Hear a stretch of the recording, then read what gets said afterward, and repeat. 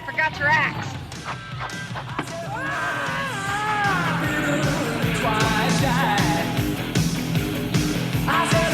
Olá, senhoras e senhores, bem-vindos a mais um Imune a Hype, onde a hype vem para morrer. Podem me chamar de Boa Morte e hoje falaremos sobre Elvira, a Rainha das Trevas. Este é um filme que passou diversas vezes na sessão da tarde. Nos tempos áureos, onde a TV brasileira mostrava de tudo, manhã, tarde e noite, como por exemplo o Brinquedo Assassino no SBT à 1 da tarde. Mas vamos seguir em frente. Eu tenho de admitir que quando eu assisti esse filme quando era criança, uma boa parte do humor passou batido. E agora quando eu tentei reassistir como adulto, eu encontrei um problema um tanto estranho. Eu não sei porquê, mas de vez em quando enquanto eu assistia esse filme, meu cérebro meio que dava uma parada, um tilt. Desculpa, onde é que eu tava? Assim. Bom, será que esse filme envelheceu bem? Será que ele sobreviveu ao teste do tempo? Por acaso Elvira ainda é a Rainha da Noite?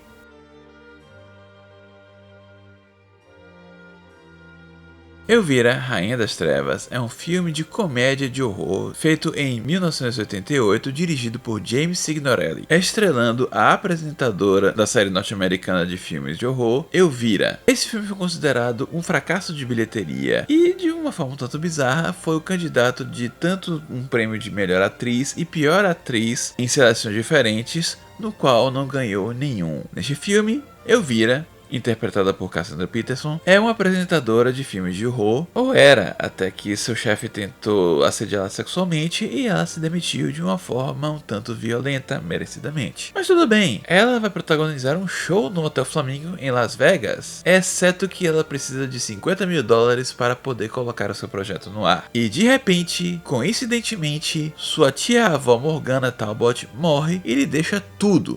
Timing or what? Agora, Elvira vai ter que viajar até a cidade de Falwell, em Massachusetts, para poder conseguir o dinheiro da herança para o seu show. Fácil, não é? É errado, porque essa cidade pacata é na verdade um inferno conservador controlado pelo pudibundo, isso é uma palavra, Clube da Moralidade. Este clube que preza pelos bons costumes imediatamente hostiliza e ataca Elvira, buscando tirá-la da cidade. E para piorar toda a situação, o tio-avô dela, Vincent Talbot, interpretado por Morgan Shepherd, tem planos macabros para a nossa heroína. Por acaso Elvira será capaz de realizar seus sonhos? É o que veremos.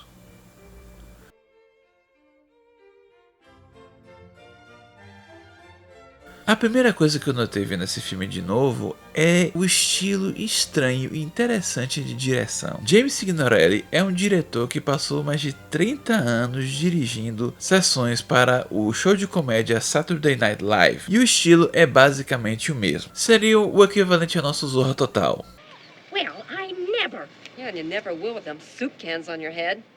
Esse estilo utiliza uma câmera estática enquadrando um ou dois atores de forma a focar na piada que está sendo feita e os resultados dela, as reações à piada. Em algumas cenas nota-se um estilo diferente de câmera que segue os personagens em foco, mas mesmo assim pode-se perceber que é num estilo mais apropriado para uma sitcom, uma série, ao invés de um filme. Então, na maior parte do tempo será visto uma pessoa falando com outra, enquadrando um rosto, depois o outro rosto, os dois rostos ao mesmo tempo, piada, reação. E falando em câmera, ok, agora eu tenho de falar da espinha dorsal desse filme. Não são os visuais, quer dizer, a espinha dorsal desse filme engloba também os visuais. Mas a espinha dorsal que move Elvira, a Rainha das Trevas, são dois pontos específicos. O primeiro é, este é um filme B que sabe que é um filme B. E o segundo, Elvira é, perdoe o termo, gostosa e sabe que ela é gostosa.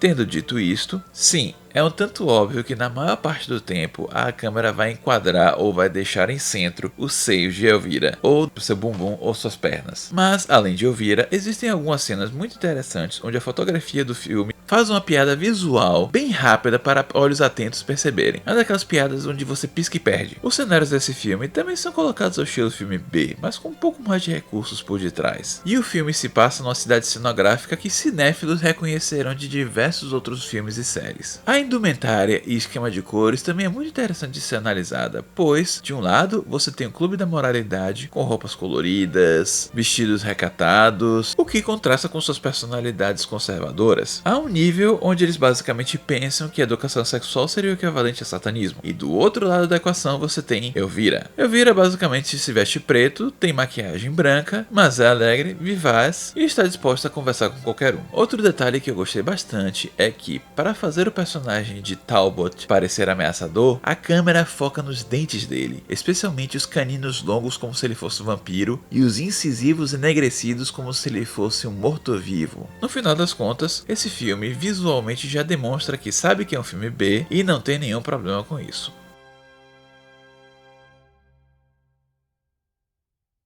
Da mesma forma que os atores desse filme também não tem nenhum problema. Cassandra Peterson é uma atriz de filme B, sabe disso e utiliza esse fato como vantagem, proferindo as falas mais toscas e as piadas mais bregas com o conforto de quem respira. Ninguém verá e Peterson não tentará nenhuma atuação digna de lágrimas, mas ela encarna a personagem tão bem, tão confortavelmente bem, que ela conseguiria narrar uma lista telefônica e ainda assim seria divertido. Seu ponto forte são os contra-ataques verbais rápidos e inteligentes e...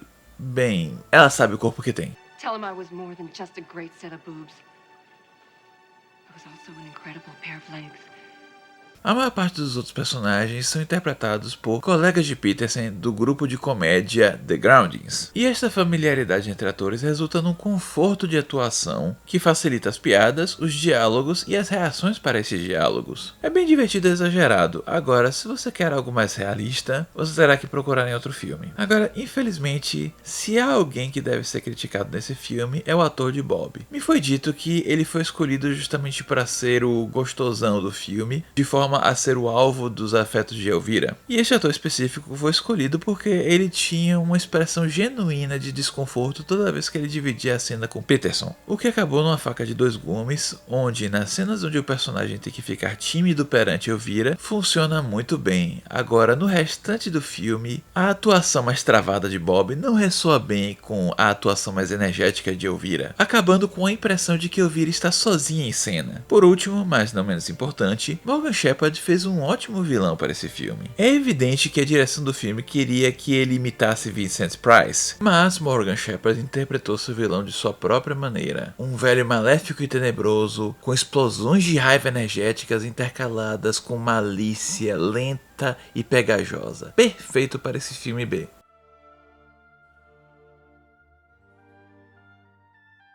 O roteiro desse filme é um caso interessante. O enredo em si é tão genérico que não vale a pena fazer uma sessão de spoilers. É a comédia absurdamente básica do peixe fora d'água, onde você pega o cenário mais blasé possível e coloca o personagem mais absurdamente extravagante possível. Agora, no caso de Elvira, a reviravolta é que o filme sabe o que é, e ao invés de afundar-se no drama em busca de um Oscar, ele se manteve simples e, como nós brasileiros falamos, farofa. Então, tudo depende de Elvira. É ela quem faz as piadas, quem faz os trocadilhos, quem faz os duelos verbais, os comentários ácidos. E essas piadas nesse filme são até bem engraçadas e inteligentes. Mas a natureza pausada e espontânea dessas piadas as impede de se desenvolverem para o que eu chamo de comédia de fogo rápido, ou comédia metralhadora. E já que uma grande parte, se não a maioria de tudo depende de Elvira, em corpo e mente, especialmente corpo, se você quer algo que revolva para piadas além de sexo, melhor você ir para outro filme como o do Detetive. É o caso típico de especialização. Se você gosta desse tipo de comédia, você vai se deleitar com esse filme. Se não,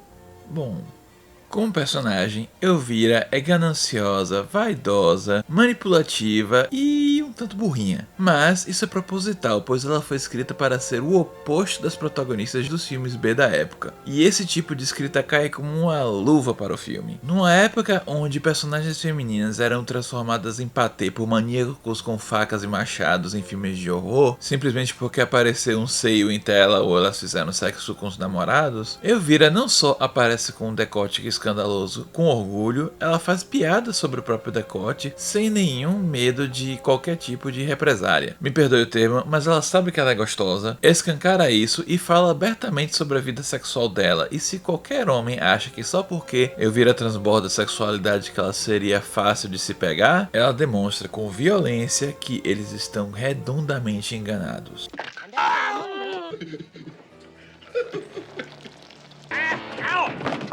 Just because this house is up for grabs doesn't mean I am. E mesmo considerando o fato de que Elvira é absurdamente diferente da protagonista perfeita e inocente de filmes de terror ou Peixe Fora d'Água, a caracterização dela nunca exagera e usa esses traços de personalidade muito bem. Embora ela use seus dotes e belezas para manipular um grupo de adolescentes para fazer suas tarefas, ela os trata bem melhor do que os seus próprios pais os fariam. E toda vez que ela age de uma forma meio gananciosa, ela acaba punida. E a história faz graça com os momentos dela de estupidez ao invés de os glorificar, mostrando que ela é uma pessoa como qualquer outra com seus problemas. E é interessante assinalar que muito do humor nesse filme é Elvira fazendo brincadeira com a própria miséria. Tirando Elvira, o enredo em si é tão especializado quanto a comédia. Assim como qualquer outro filme sobre o Peixe Fora d'Água, ele começa mostrando o problema que vai iniciar o enredo, nesse caso Elvira sendo demitida, uma pequena montagem de viagem, que neste caso é usada com algumas piadinhas um tanto engraçadas, mas desconexas, e enfim, Elvira chega na cidade, com todo o espetáculo, pompa e estranheza que acaba levando ao confronto com o clube de moralidade. Mas dentro da simplicidade desse enredo ainda há tons de subversão. Por exemplo, o clube da moralidade é absurdamente escancarado em como eles detestam sexo, pelo menos escancarado na época.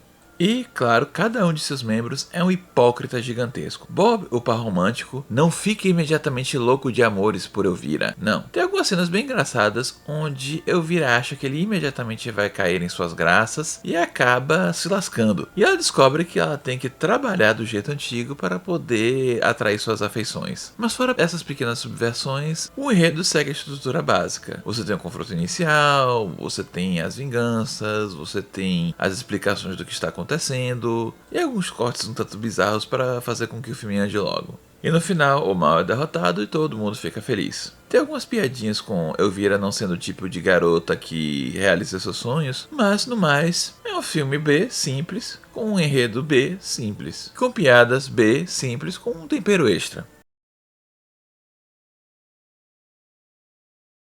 A trilha sonora segue a mesma lógica do filme. Sabe que foi feito para um filme B dos anos 80 e continua com isso. Você tem várias guitarras, meio pseudo-rock, mas as músicas também são bem legais. Por exemplo, eu gostei da apresentação com a canção Once Bitten, Twice Shy, feita por Lori Jackal.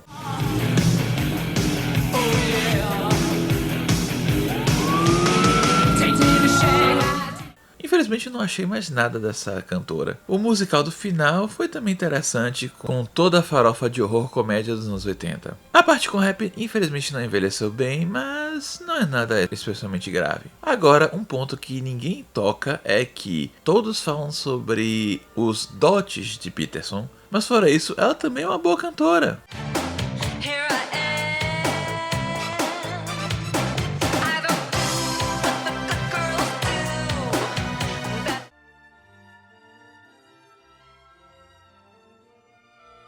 No final das contas, esse é um filme que nós brasileiros chamamos de filme de sessão da tarde, sabe do que é capaz, não tenta nada além do que é capaz, e é bem divertido. Tem os temperos extras de subversão e os diálogos inteligentes, mas nada extremamente extra que deixasse ele como um clássico inesquecível da época. É o típico filme pipoca que você vai assistir para ter algumas risadas e ver Elvira com toda a sua inteligência, beleza e...